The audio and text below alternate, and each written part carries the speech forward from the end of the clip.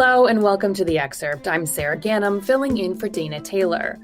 Picture the devastation left behind in the path of a tornado.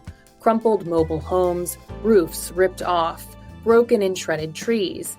Now imagine that multiplied by 1,000. And that's just here in the United States and just this year. Plus, our vulnerability is only going to grow from here. How can we mitigate the loss of life and property that we face from these extreme acts of nature? Here to dig into what's going on is Stephen Strader, severe weather expert and associate professor at Villanova University. Thanks for joining us, Stephen. Thank you for having me. The fact that we've seen more than 1,000 tornadoes so far this year is quite shocking. Is the increase this year simply an anomaly, or are tornadoes becoming more frequent? So we have to be careful and think about first the difference between weather and climate. When we always say that weather is what you get, climate is what you expect. Climate happens over long time periods when we average out weather days and weather conditions. So this year is above average, but past few years we've been below average. So this year doesn't really speak to any trend in terms of increasing tornadoes. In fact, if you look at the entire period of record for tornadoes, we really haven't seen a change in the number of tornadoes across the United States, particularly when we look at those damaging and devastating tornadoes that we care most about. You're part of this team that published research recently about societal vulnerability to tornadoes. What does that term mean, and what's the significance of your research? Yeah, so if we look at those regions where we've seen those environments change over the last, 40 years or so, one factor of disaster is the tornado itself. Where tornadoes occur doesn't always necessarily align with disaster. For instance, a tornado in the middle of a field, we don't call it a disaster because it doesn't hit anything. But take that same tornado and you put it over the top of a developed landscape or a subdivision or a school or a manufactured housing park. Now we're talking about death, destruction, and damages. So when we think about disasters, particularly tornado disasters, they're a function of the tornado itself and where it occurs and how strong it is, but also who it hits and what type of people it hits. In other words, we have to look at societal effects as well. I like to think of this as the two-headed monster, or the two sides to the same disaster coin. We have the environment, or the actual event, the tornado itself, but we have people and how we build and where we build, and those socioeconomic factors and who people are often dictate how severe a disaster is. So are there parts of the country that we should tell people to relocate from because of the risk? No, I think that's a bit extreme. You're not, and it's not going to be successful. If I say, we don't need to live in the southeastern United States or in places like northern and central Mississippi, those individuals are already living in vulnerable conditions as a whole. And by that, I mean that they tend to be lower income. They tend to have greater odds of being hurt or affected during tornado events. What I do tell people is we need to invest in infrastructure and better prepare for these events. And what we've seen time and time again is those that take shelter from tornadoes tend to fare pretty well. The issue becomes is a lot of people don't have necessary shelter that is adequate to survive tornadoes. So what we always try to tell people to do is plan for the tornado and have a place to shelter before the event occurs. What do you think it would take to have more homes and buildings be able to stand up to the force of tornadoes? Well, a lot of it depends on the housing type and the structure type. For instance, I think of big box stores or factories. They're not built to withstand, the strongest of strong tornadoes. They're built to serve a specific function. Whereas you think about manufactured housing, those manufactured homes tend to produce more fatalities or lead to more deaths. And that's because of how those homes are either not anchored to the ground or inefficiently anchored or incorrectly anchored to the ground. And by that, I mean is like manufactured housing is really only about 6% of the U.S. housing stock. But when you look at tornado deaths, they're a factor in over 50% of tornado deaths. And that's a lot of times not really the structure, it's how it's tied to the ground. If you're in your manufactured home and the tornado picks it up and moves it and throws it, you're inside of it. So what we try to do is focus on engineering solutions and designing cheaper and better ways to make sure that homes can withstand these tornadic winds and the debris that goes along with them.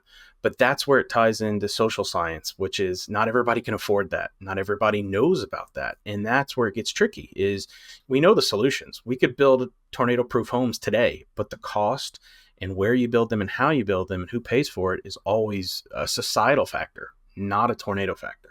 How does climate change factor in here? Does it factor into the frequency and location of tornadoes? Not necessarily the frequency that we've seen so far. I would say that the science with climate change and severe weather is in its infancy. When we think of physics and chemistry and all these old sciences, we think of very old, long time periods, hundreds of years ago. Severe weather science has really only been around since maybe the 1960s and 70s. So we're just now starting to see some of these things. And a lot of it is because we're so dependent on technology. For instance, tornadoes are very small relative to the size of a hurricane. I mean, the widest tornado ever was 2.5 miles wide. Hurricanes, 10 times that. So our models and how we look at climate change have not been good enough, and our computers haven't been good enough to see where climate change might influence these tornado events. We're just now getting there. And what we have seen so far is not really a change in the number of tornadoes, but the number of days that support severe weather. And that would include tornadoes, wind, and hail. We've seen an uptick in those, and that's because there's more energy and heat and humidity or moisture in the atmosphere to work with. Well, we don't know if that's going to accelerate, if it's going to level off. We don't know if it's going to start decreasing. There's a lot of questions we're answering. In terms of the spatial location of where tornadoes are occurring, we have seen more activity in the eastern half of the U.S., but we don't know necessarily what that means for the long term, 10, 20 years down the road. The one thing that can be sure, though, is aside from climate change, is that our society is beginning to sprawl. And if all you have to do is, think about your hometown and what it looked like when you grew up and then, or when you were a kid. And now what does it look like now? Most of the time, these cities are expanding and there's more things and homes and businesses to hit than ever before, which also influences those impacts. So we have to think about this very critically.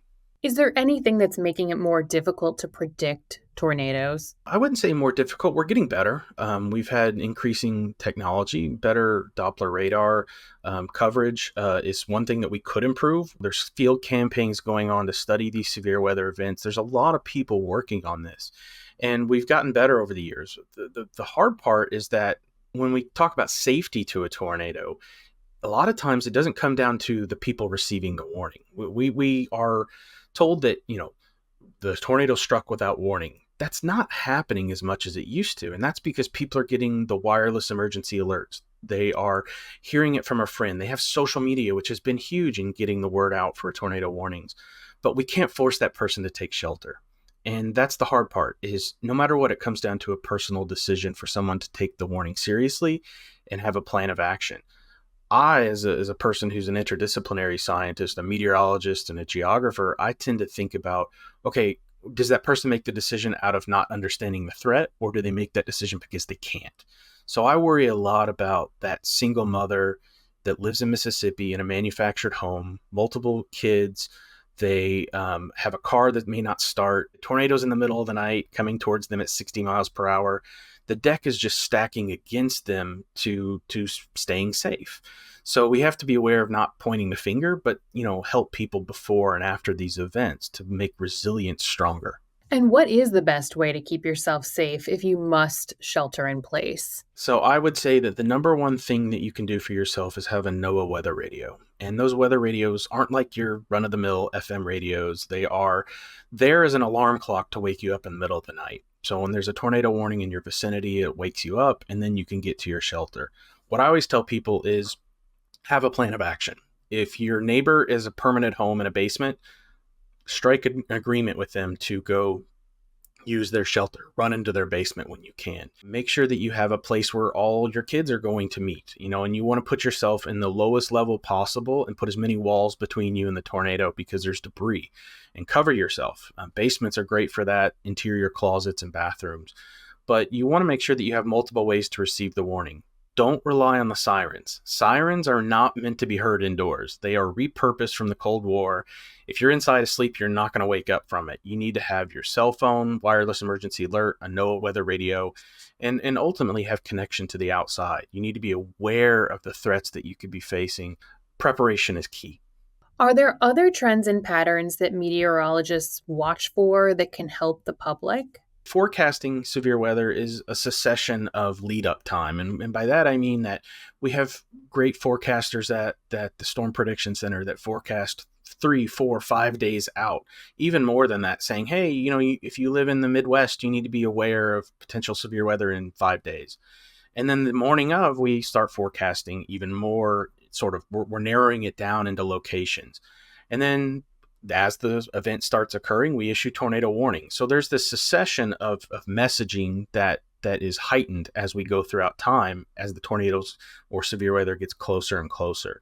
So we tend to tell people that you should be weather aware during these times and pay attention to the responsible parties, and put your faith, or at least put your trust into the National Weather Service, as that's sort of the leading body here that's issuing these warnings.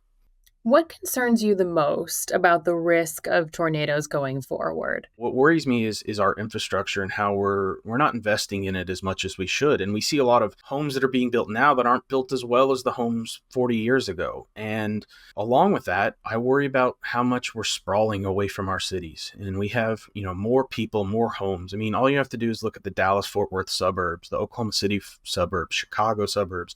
These are all tornado-prone locations. A tornado that went through those areas in 1950 isn't going to hit anything, but that same area is now a subdivision. It's now a school. It's a business. So I worry about those intangible factors that we don't think about. They're not going to catch the media's attention, because what are we going to do? Tell people you can't have a house? It's tough. So we have to invest in how we're building and the quality at which we're building. And that's easier said than done. Stephen, thank you so much for being on the Excerpt. Yeah, thank you for having me. I appreciate it. Thanks for watching. I'm Sarah Gannam. I'll see you next time.